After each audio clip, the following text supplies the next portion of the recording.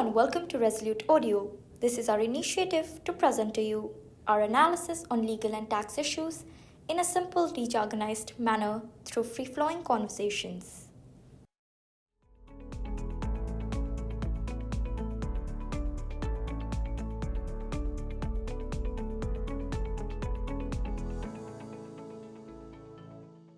Hi Anandu, thank you for taking time out and thank you very much for this follow-on session. I think in the last webinar, it's quite informative, we discussed how several and probably a very large number of leading global funds based out of Singapore and Mauritius had received notices on two counts. First, challenging the treaty entitlements, and second, disallowing the carry forward of losses from the years of 2013, 2014, when these funds were sort of taking the capital gains benefit under the treaty. I think there has been significant interest subsequently to understand what is this sort of judicial gar or the examples of sham transactions, and what has really given a shot in the arm to the tax department to now open up decade-old cases. There is no definition really of what is a sham, but it's probably best understood in context of looking at some of the actual facts and circumstances of those matters which actually went in favor of the tax department. There's obviously the McDowell case, and there have been Aditya Birla, AB Novo, and so on and so forth. But these are only cases until people understand this in greater depth. So I think for us to be able to better understand what is sham and the whole debate of morality of taxation that the department has been talking about, it'll be helpful if you can discuss some of these cases and go a little bit of more granular detail on what were the facts in each of these cases which went in favor of the tax department. Okay. So, Ruchir, I think, there are a few cases we can definitely identify, but,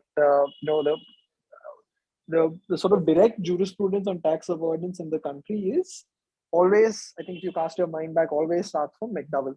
In McDowell, there was a concurring opinion that went into great detail about what tax avoidance meant, whether tax planning was permissible, what value old English rulings on tax avoidance had in India, what could be scrutinized, what could not be scrutinized.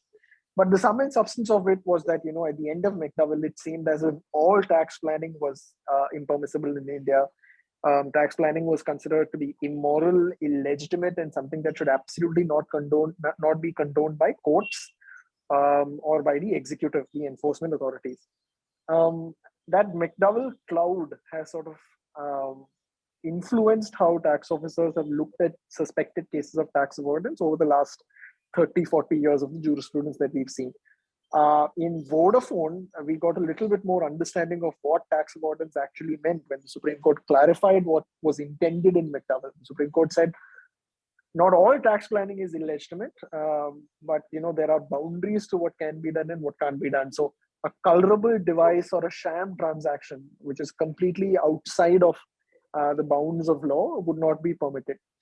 That being said, it sort of upheld the old Westminster principle that every man is entitled to arrange his affairs so as to reduce the total taxes that he has to pay, so long as this arrangement is legitimate. But Anandu, I think if for a layman, if you keep it very simple, I'm not sure people will understand the Westminster principle and all that. So I think if we can just keep it very simple and just, the point that you made on morality of tax avoidance, what exactly, let's say, give us an example of what was held to be complete sham in the recent past. So I think one case I think that you can very quickly sort of zoom in on is Aditya Birla Novo, which is a case not really of sham as much, but a case where the Mauritius treaty benefit was denied because the facts were very glaring. There you had a Mauritian entity that had sold shares of an Indian company and had claimed the tax benefit as part of a sort of overall restructuring of overseas operations of a large telecom company. Now, that claim was rejected by the department because it said, the Mauritian entity was just sort of a nominee for someone else. It had no rights to the shares themselves. It couldn't control any of the rights attached to those shares. It had no title over the sale proceeds, etc. And So when what exactly happened there? Can you just set out the facts? yeah, so there you had the background became clear when the dispute sort of reached the Bombay High Court, and the Bombay High Court realized that you had the AT&T group in the US had entered into a joint venture in India with the Birla Group to set up a telecom company in India. And the agreement between the AT&T group and the Birla Group permitted either of the parties to assign all of its sort of rights to a permitted transferee who would exercise all the rights pertaining to the JV entity. Now, AT&T Group assigned its rights to a Mauritius subsidiary, a 100% subsidiary, and the terms of the JV between the US entity and the Indian entity said that all the decisions would be taken at the US level, all rights would be exercised at the US level, but you would have an intermediate entity sort of as a nominee, so to speak. That's the simplest sort of understanding you can have. So that's now, pretty much like, you are. Yeah, it's pretty open and shut sort of a case. Pretty open and shut case, because they looked at the facts and they realized the Mauritian entity basically could do nothing without the say-so of the US entity. And in fact, the sale consideration was sort of remitted upwards in a back-to-back payment, I believe on the same day or on the very next day when it received payment for the shares. So that's sort of like a classic case of an interposed entity. So maybe in the same fact set, right, it would have possibly been decided in favor of the taxpayer if the Mauritius entity was incorporated first and the Mauritius entity in turn negotiated the whole contract, okay, and the Mauritius entity then remitted the consideration, etc. So I guess that's true. There was the case that followed this, to my mind, was another case called AB Mauritius. And AB Mauritius is interesting because two rulings were delivered on the same day by the Authority for Advanced Rulings. The first case, which was titled AB Mauritius in Re, was a case where the treaty benefit was denied because the Mauritian entity couldn't demonstrate any substance to claim the treaty benefit. It said because the revenue looked at the board minutes of the Mauritian entity, and there was no rationale anywhere recorded in the board minutes of why the investment was made. The sale purchase agreement was not purely executed by the Mauritius entity, but also by its parent. There was nothing to show that the Mauritian entity had paid consideration for purchasing the shares. There was nothing to show that the money had gone back to the Mauritius entity. The actual documents were authorized by someone who was not a signatory of the Mauritius entity, but was only a director of the overall group. How did the Mauritius entity acquire the Indian asset in this case? So the Mauritian entity was sort of the named entity in an SPA for acquiring the shares, but the SPA itself was not signed by the Mauritian entity. It was signed by someone close to Aditya Birla, where very similar facts. Entity just came in as a device later on to get the tax, and it's pretty elementary for anyone to be able to read into the fact set and say that the Mauritius entity was actually superimposed, and the reason it was superimposed was only to get tax benefits and nothing else. It basically couldn't demonstrate any sort of ownership over the asset or the income in either way. But I think the reason why AB Mauritius is interesting was because on the same day another ruling was delivered for the same transaction. So the parent entity of so the entity in question in that group was a group called the C Group. Because the names are all redacted in the document, it was kept confidential in the rulings. So the C Group had two subsidiaries in Mauritius. The first subsidiary, it had a negative ruling where the AAR decided that it couldn't show any ownership over the asset or the income. But the second subsidiary, it was titled AB Holdings. AB Holdings case went very differently because interestingly, it was able to show that all the documents are signed by itself. It had held on to the investment for many years. It had the minutes to substantiate the fact that it had taken the decision to divest. The sale proceeds went into its own name. The documents are signed by its own directory, who had substantial presence in Mauritius. So, the contrast between the two cases relating to the same group, the same transaction is very clear on what went bad and what went good. Because some of these commercial substance factors were examined in great detail, both by the revenue and by the court, which is why one decision went one way and the other went the other way. Got it. And Anandu, just before we delve into what is really substance, it is always a tricky question. But you were also involved in Tiger, and maybe you could just give a little bit of context about Tiger also. What happened? Because many people believe that Tiger Walmart has actually been the trigger for all these income tax notices. That's true, actually. And I think Tiger's garnered a bit of a bad reputation in the last couple of years, because I think a lot of cases since Tiger have sort of tried to use the same arguments that succeeded in Tiger. But interestingly, there were 6 applicants in Tiger, 3 Mauritius-based applicants and 3 Singapore-based applicants, all of whom had approached the authority for advance rulings on a fully overseas transaction. So you had a foreign company selling shares of an intermediate Singapore company, which ultimately held an Indian entity. That was the sort of structure of the transaction in the Tiger cases. It was a case of an indirect transfer. And the 3 Singapore applicants had their cases admitted by the AAR, and they're still pending to the best of my knowledge. But as far as the Mauritian entities were concerned, the department looked at the question of, why did you invest through Mauritius? What is the reason for setting up in Mauritius? And they asked for a lot of documents, all of the underlying minutes, all of the underlying filings, everything that they had in Mauritius, all the paperwork, and they went into great detail. And for one of the Mauritius entities, in one of their filings, they had made a disclosure of beneficial ownership, where it was disclosed that someone sitting in the US who was part of the ultimate overseas management of the Tiger Group was shown as the beneficial owner of the Mauritius companies. So there you had the smoking gun. So essentially, it's all come out. So I think Chase Coleman was recorded as the beneficial owner, while the other guys did not record anyone as the beneficial owner. I think that's where the slight procedural challenge, that you don't take care while you file documents. And I think that's what got them into trouble, seemingly.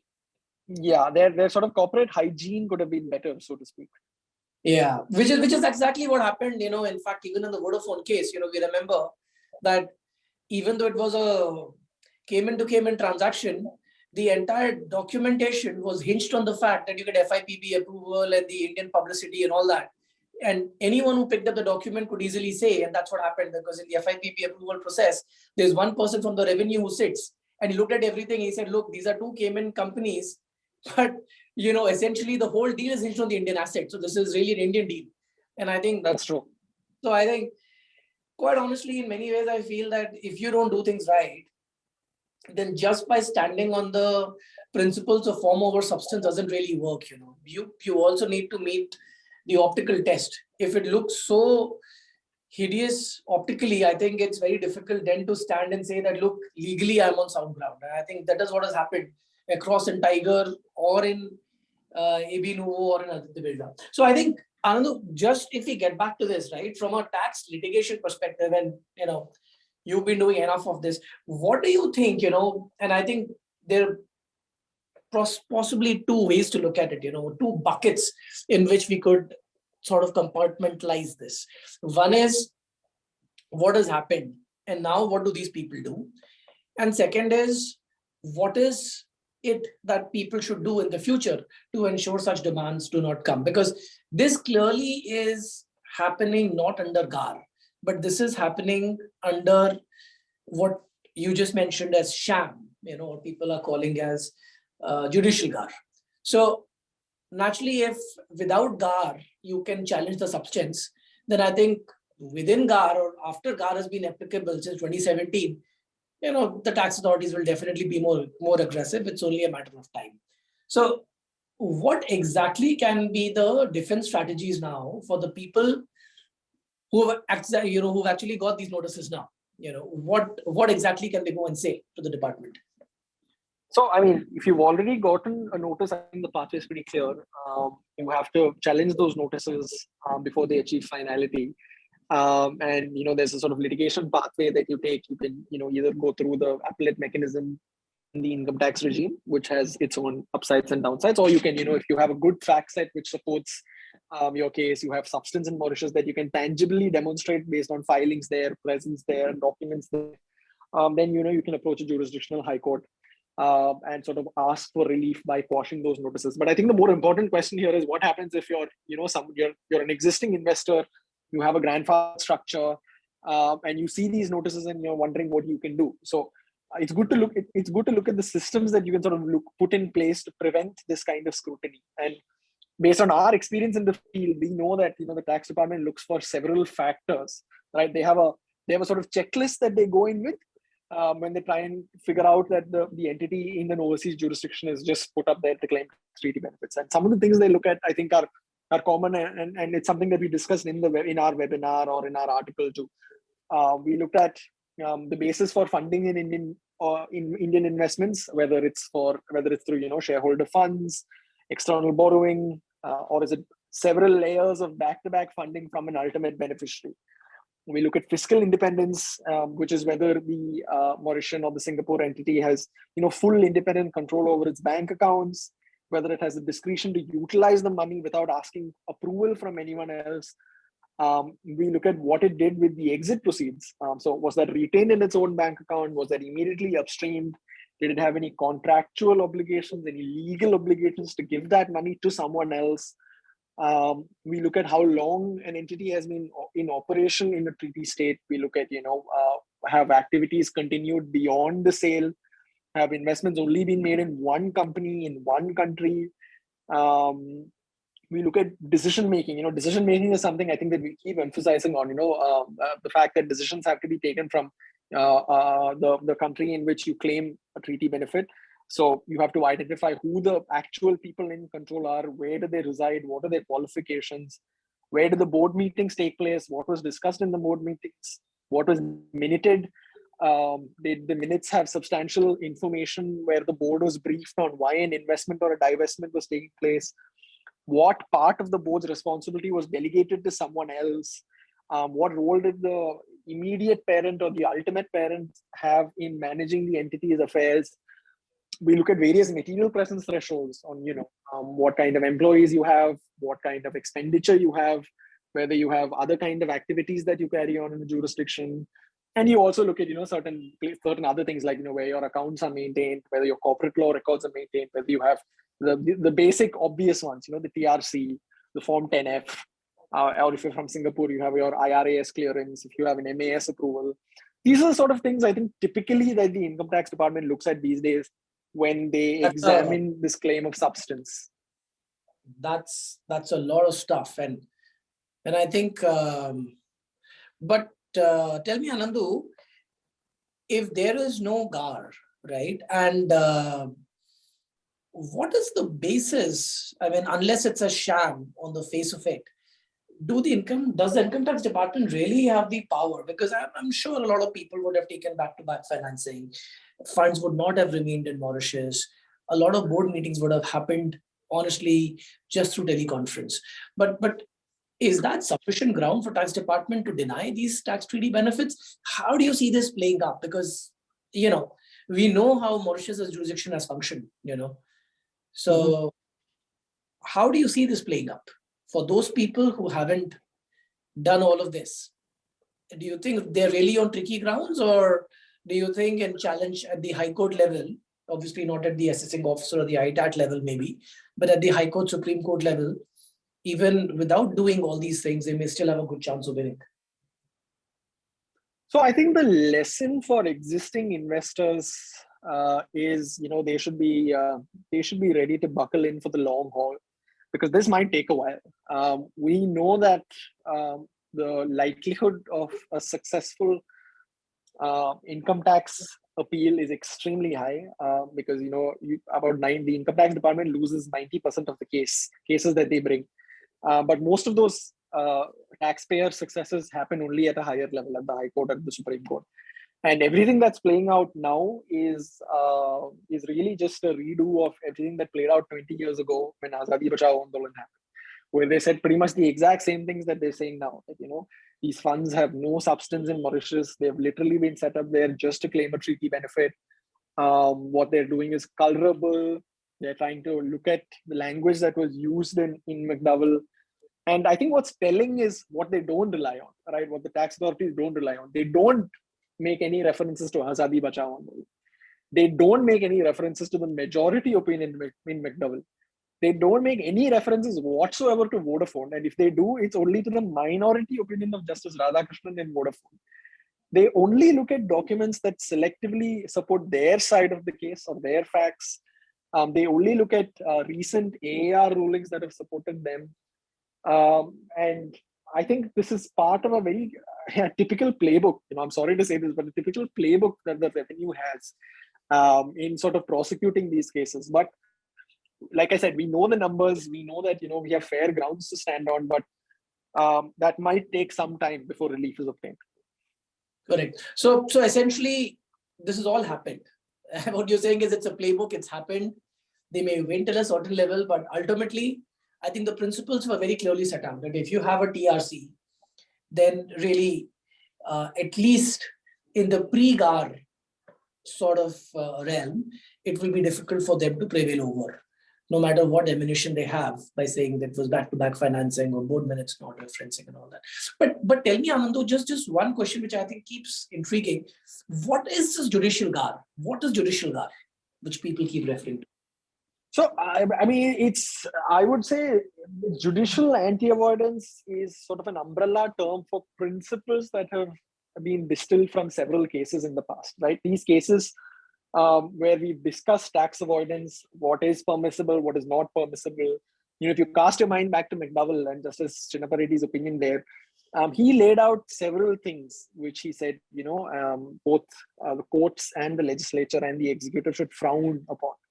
He said it's time we look past principles of tax planning. We have a moral obligation to contribute to nation building, and therefore we should not condone schemes where people pay less than they are supposed to, not less than what they are legally required to. I think a distinction is important. So these principles that have been evolved from these cases have this umbrella term of judicial anti-avoidance. And even though, strictly speaking, the Income Tax Act, which is the statutory framework which governs what the tax authorities can do and can't do, that framework gives no powers apart from GAR to the authorities to examine cases based on a suspicion of a false motive, because motive is absolutely irrelevant. If you come down to brass tacks, it's absolutely irrelevant. Tax is never applied through intent. A tax measure can never be applied through equity. It either applies proprio vigore or it does not, which means it either applies on the literal bare text of the enactment or it does not. So you cannot impose a tax because of some suspected motive of tax avoidance. That is categoric, that is clear, and that is unconstitutional. Got it. And I think that's a very important point that you make on proprio rigore, because I think most of the regulatory statutes actually go back to the intent of a person. But tax law, on the other hand, as you're saying, is really strict interpretation. So don't go into my motive. So long as the tax law permits me, I can do that. And absolutely. I think the approach that we're seeing from the tax department right now, the only sort of parallel I can think of is very similar to what happens when SEBI, the securities regulator, tries to examine, cases of insider trading where they try and rely on circumstantial evidence.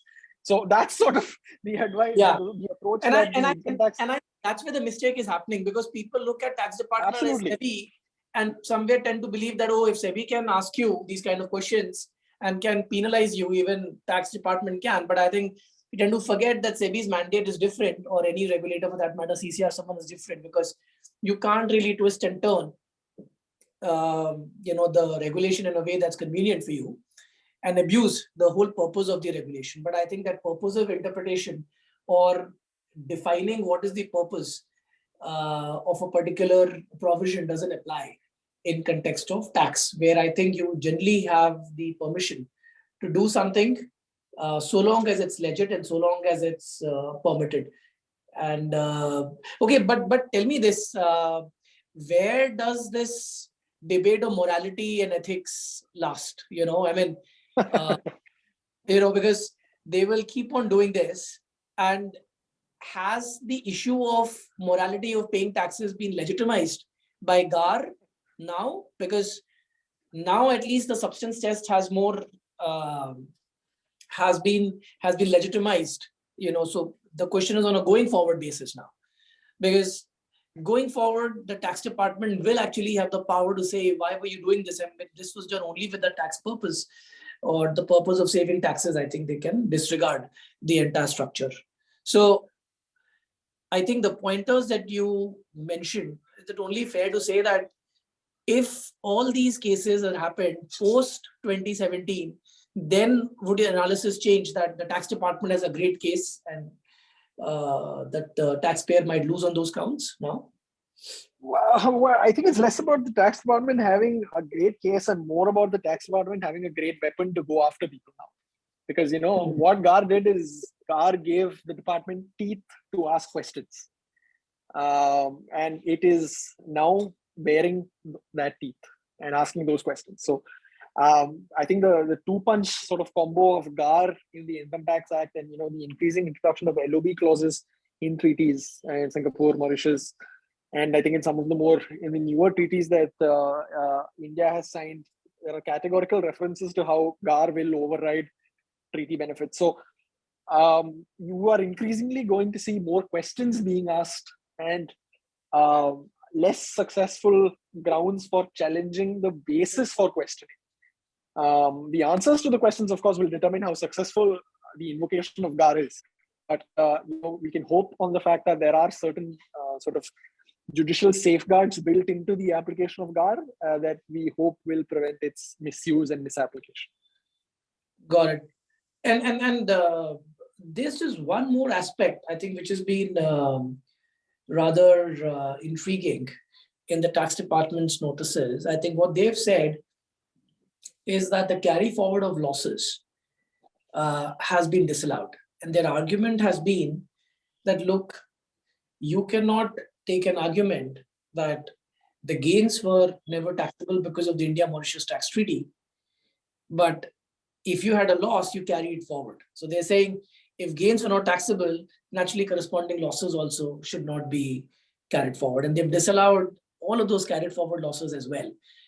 Again, morally seems right, but you tell us legally, where does it stand? Which it surprises me, right? Because I mean, if tax, the one thing I think that you learn about tax law in your experience as a lawyer is that there is no logic to tax law. So if this, then that logic that the department is applying seems quite misguided in my application, because unlike I think in the case of logic and equity, I can absolutely have my cake and eat it too when it comes to tax, because carry forward of losses is completely delinked from whether or not I am eligible to claim a treaty relief, because it comes under a completely separate part of the code. It has its own conditions, and as long as I satisfy those conditions, I should be entitled to claim carry forward of losses. But again, these are issues that will only be resolved at a higher appellate level.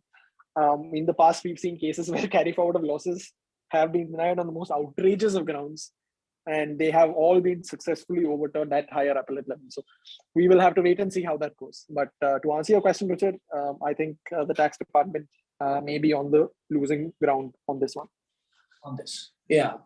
At least legally, I think these are two separate legislations. My carry forward losses under Income Tax Act, and I'm claiming treaty benefits under the treaty. So it's apples and oranges. They have no connection between the two of them. No connection. Yeah, the SSC can choose what's beneficial for him. Okay, no, this is great. Thank you very much, Anandu. My pleasure. All right, thank you very much. Bye. Let's reconvene. Bye.